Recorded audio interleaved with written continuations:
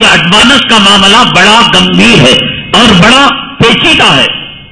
मैं एक मकान किराए पर लेता हूं, 1 लाख रुपए एडवांस, 1 लाख रुपए मैंने मालिक को दे दिए, जो मालिक मकान है उसको दे दिए।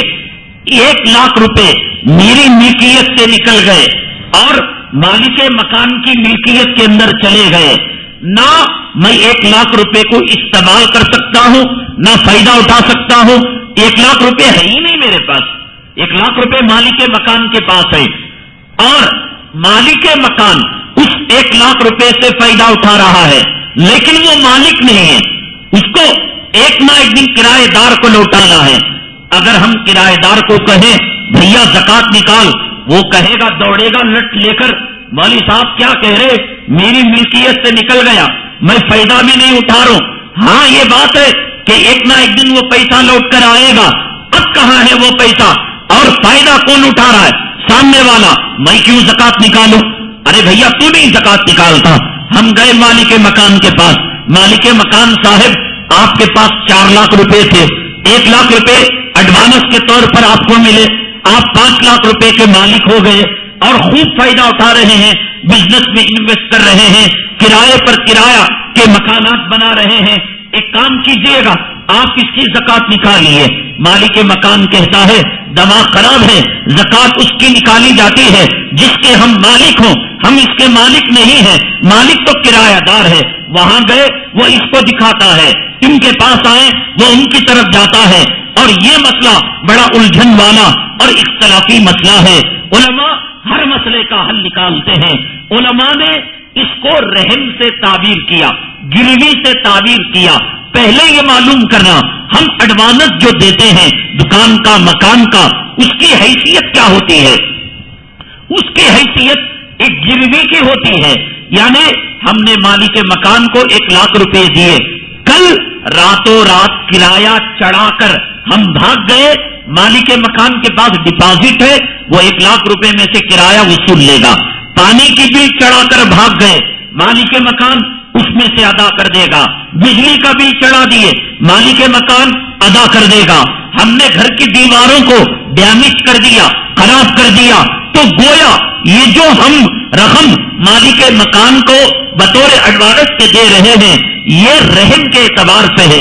और रहम का मसला ये है, रहम रखने वाले पर भी ज़कात नहीं और जिसके पास रहम रखा जा रहा है माल, उस पर भी ज़कात नहीं। लिहाजा एडवांस के माल पर, किराएदार पर भी ज़कात नहीं और मालिक मकान पर भी ज़कात नहीं। अब रही बात माटी केच की।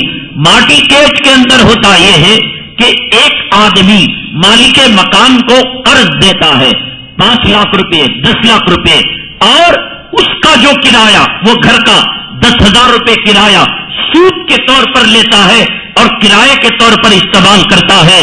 इस किराएदार को, माटी केच लेने वाले को, मालिक मकान को नहीं, वो जो 5 लाख 10 लाख रुपए, अगरचे ये मामला करना हराम है, नाजायज है, माटी केच का कारोबार करना, दलाली करना, लेना देना, मालिक और माटी केच लेने वाला तमाम के तमाम गुनाह के अंदर बराबर के शरीक है। और 100 रुपए, 200 रुपए, 300 रुपए किराए पर देना, ये शरारत पर शरारत, हरामी पना पर हरामी पना है।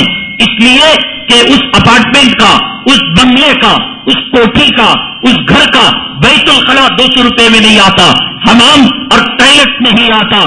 इससे बेहतर आप 300 रुपए सदका कर दो, खैरात कर दो और किसी मस्जिद के अंदर चंदा दे दो। ये देना शरीयत के साथ खिलवाड़ा है और शरीयत के साथ मजाक है।